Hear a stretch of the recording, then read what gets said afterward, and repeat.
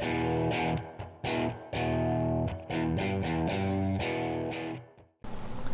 welcome to Hack and Slash. This is an interactive, coding-based, kind of Zelda-esque kind of game for Zelda. So, phew, that fall could have hurt. And she gets a sword. From here, you can pick up the sword, and you can try and burst out of here by pressing A. I'm using the Xbox 360 controller. We can have a look at the fence, and it says that maybe I can whack it with the sword. So once you whack it, it reveals a USB stick of all things. And once you've done that, you can actually hack into game objects. So this is a gate door, and I can set the boolean of open to true.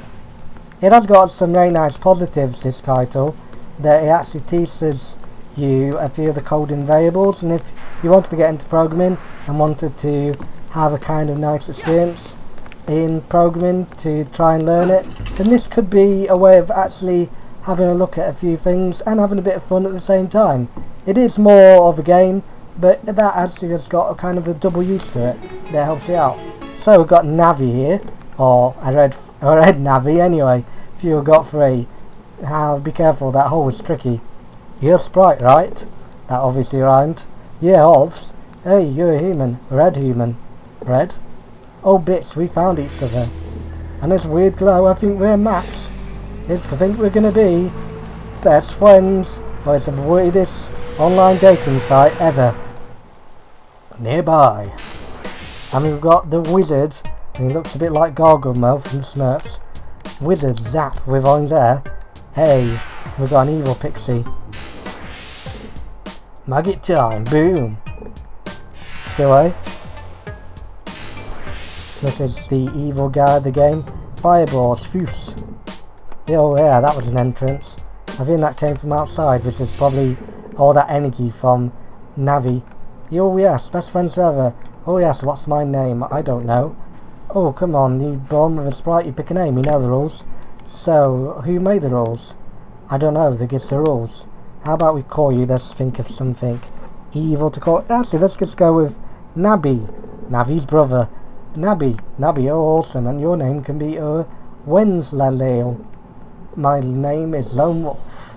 Why, you can break the rules, cool. Which would be a bit weird for a girl, but oh well. Let's get out of here, that would be bound to draw some attention.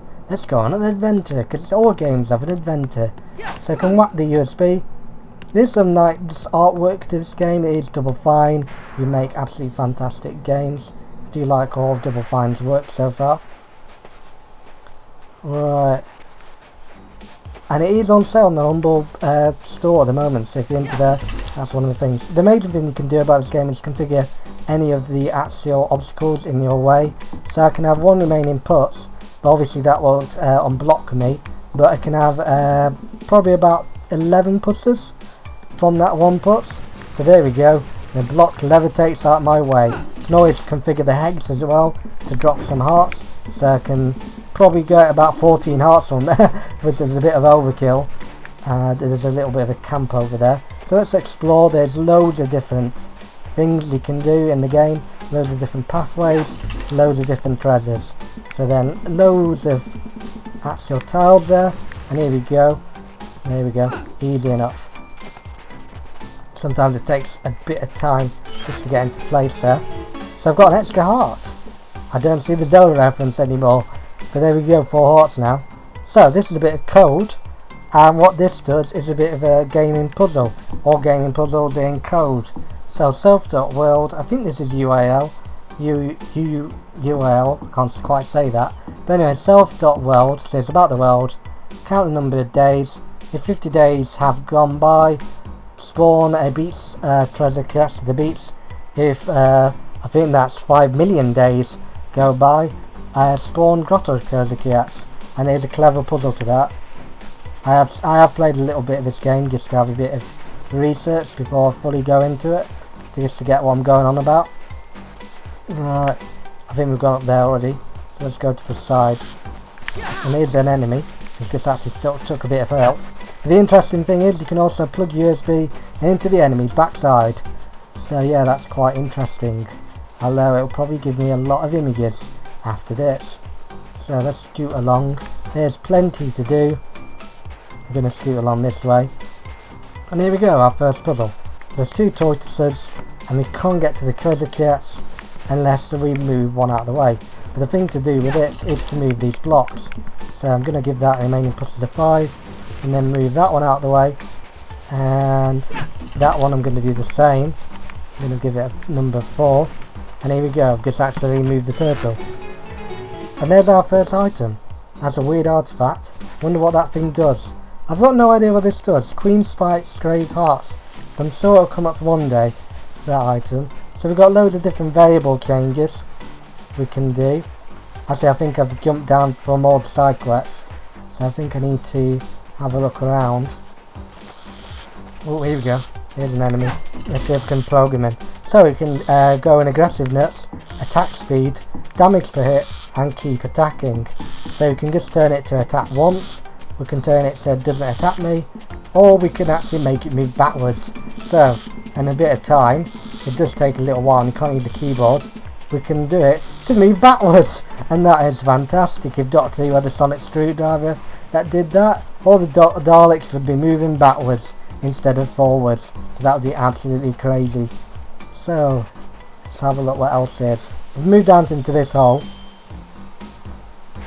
and there we go.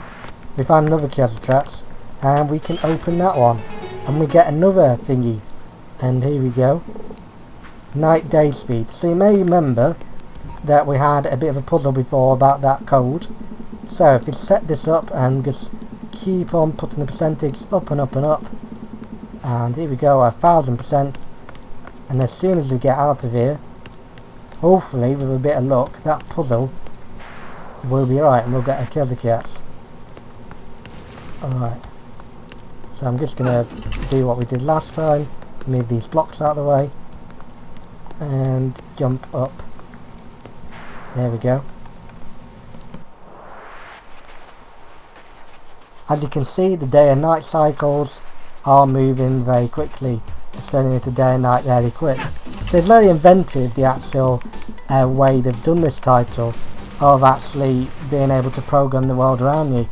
You can also program the main character as well, although I haven't seen that quite yet, but I do know that you can, and plug her in as well, which is probably weird. I probably shouldn't have said that. Alright, so moving up, we should find a treasure chest later on. Oh, I just accidentally put myself in the water then. Right, let's have a look around. And hopefully with a bit of luck we can find new things. So here we go, we've got a castle. I'm sure this is the evil guy's lair. I'm not sure if he can come in there yet. Open a mount. Oh, here we go. Wow, that actually killed me then. Oh, that's deadly. Okay, I guess we need something to do that. So I guess that's the end boss level.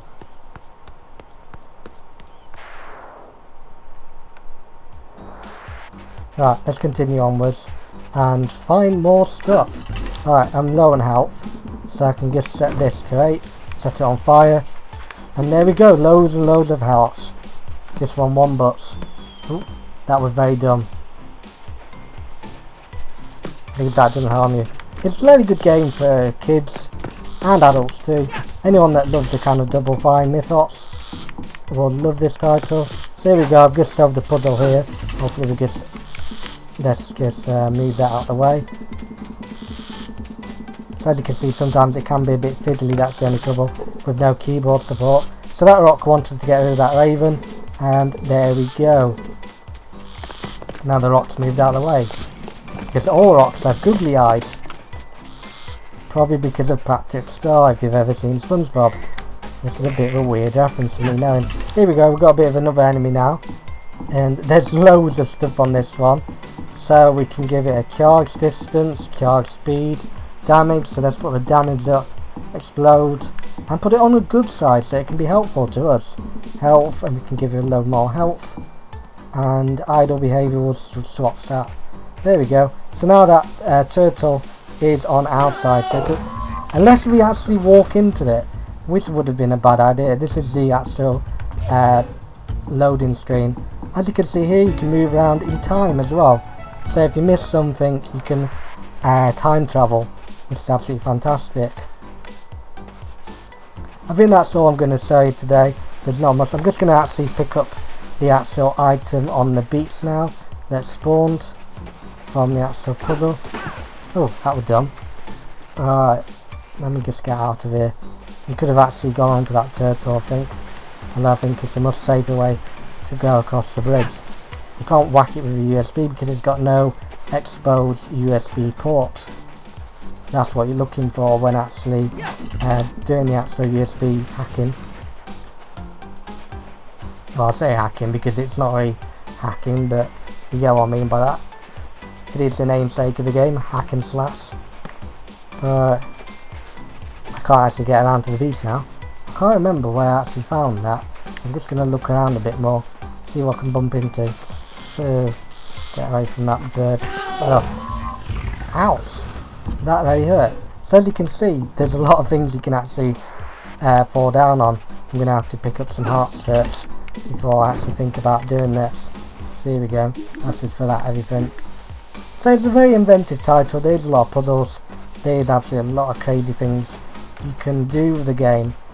It is very inventive. I've never seen anything programming and gameplay before that teaches you the fundamentals of programming, as well, giving you a good time. You can configure around with game source code. So that's a really nice thing about the game. I've already been up there actually. I've just forgot about that bit. So yeah, it's been very, very nice. It's a very nice title, and it's Double Fine, so what more do you really want? The only things that I can say about the game as a bad standpoint is the actual fiddly controls, the not being able to use the actual numerical keys to tap in variables.